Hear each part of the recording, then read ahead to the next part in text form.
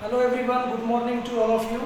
Today class I am going to discuss the first topic of chemistry, that is metal and non-metal. So my dear student, this is chapter number 4, metal and non-metal. In this topic we will be talking about element, the second thing we will be talking about metalloids, and the last we will be talking about physical properties of metal and non-metal.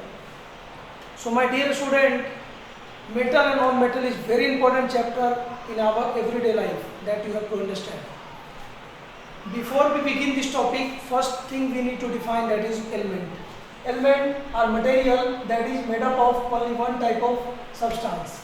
Means when we are talking about element, it is made up of only one type of substance.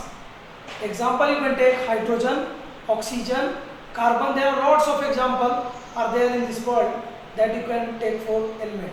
There are 118 elements exist in this world. Out of them, majority are metal and few of them are non-metal. Majority of metal means you can take example like gold, silver, iron, and non-metal you can take example carbon, oxygen, hydrogen. Now after this I will move to the topic metalloids, whose properties are mix of both metal and non-metals. Means if something has a property of both, like mixture of both, that is metal and non-metal, they are called metalloids. Example you can take boron or silica, that is they are the metalloids. The last point I am going to discuss is physical properties of metal and non-metal. Physical properties of metal and non-metal is very important topic of this chapter. Now in this, the first point I will tell you, metals are solid at room temperature. Solid at room temperature, but there are some exceptions. See, if you take example of metal, like you take iron, you take example of aluminium, they all exist in the solid state, but there is one metal which exists in the liquid form, that is mercury. So that symbol of mercury is Hg.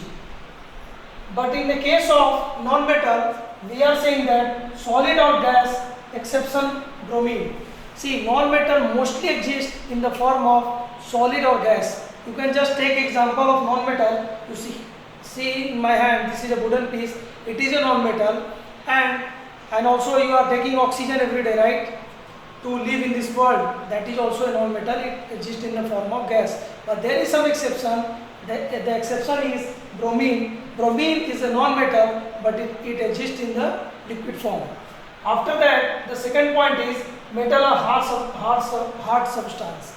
Means most of the metals, they are hard. See this metal, it is very hard. Can you press this with your hand? It is not possible to press with your hand. It is so hard to press it. So metals are hard in nature, but there is one exception, that is sodium, which you can cut with the help of knife. That is also a metal. But in case of non-metal, they are soft. Non-metals are soft in nature. I will just show you this. If you press it hard, see, when I am pressing this very hard, it is getting, the shape is getting changed or not. So it is a non-metal. Most of the non-metals are soft in nature, but there is one exception, that is diamond.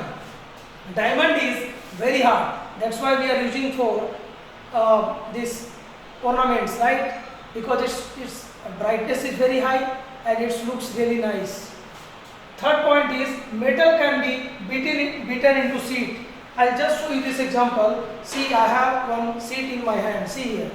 So this is the example of non-metal. It was a solid piece, but after beating, it has been converted into sheet. So this is the example of metal. Means metal can be converted into sheet. But in case of non-metal, can you do the same? No, it is not possible to do the same. If you want to convert this into the sheet, will you convert it? No, it will get broken into a small pieces. After that, metal are good conductor of heat and electricity. See, you can take example of copper. In your home, when you on the switch, what happens? Current will get supplied and the bulb will get on, right? Why it is happening? Because the wire is made up of metal. Metal is good conductor of heat and electricity. And for understanding the heat concept, you just think about the pressure cooker. In the pressure cooker, we are cooking rice, right? So what is happening? Because pressure cooker is made up of metal, that's why it is getting heated and we are getting the food, right? But in case of non-metal, it is a bad conductor of electricity. You can just take a simple example, switch in your electric box. When you press it, will you feel the electric current? No, because it is a bad conductor of heat and electricity. See the example of this wooden piece also. Can you supply the electric current from this? It is not possible. So non-metals are bad conductor of heat and electricity. In today's class, I was discussing about element. The second point I was discussing about metalloids, and third point I was talking about physical properties of metal or non-metal. Thank you everyone. Have a nice day.